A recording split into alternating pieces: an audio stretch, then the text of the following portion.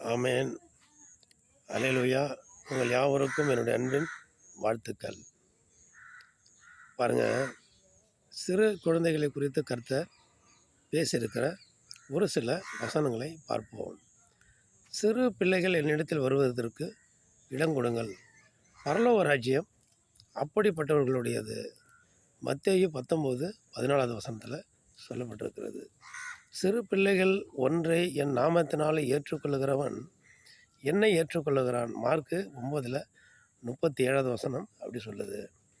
எவனாகிலும் சிறு பிள்ளையைப் போல் தேவனுடைய ராஜ்யத்தை ஏற்றுக்கொள்ளாவிட்டால் அவன் அதில் பிரவேசிப்பது இல்லை. மார்க்கு 10:15 சொல்லப்பட்டிருக்கிறது. புதிதாய் பிறந்த குழந்தைகளைப் போல திரு வசனமாகிய கலங்கமில்லாத ஞானப்பாலின் மேல் வாஞ்சியாயிருங்கள். 1 பேதுரு 2:3 அப்படியே வசனம் அதில் சொல்லப்பட்டிருக்கிறது.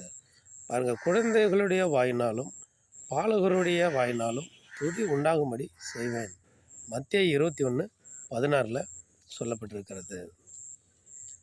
இதோ பிள்ளைகள் கர்த்தரால் வரும் சுதந்திரம், கற்பத்தின் கனி அவரால் கிடைக்கும் பலன். சங்கீதம் 127:4.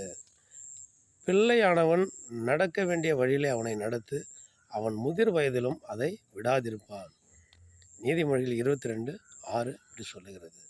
அப்போது ஆண்டவருடைய வசனத்தை கேட்கிறதுலையும் சரி, வசனத்தை படிக்கிறதுலையும் சரி, எல்லாவற்றிலும் சிறு குழந்தையை போல் ஏற்றுக்கொள்ளுங்க.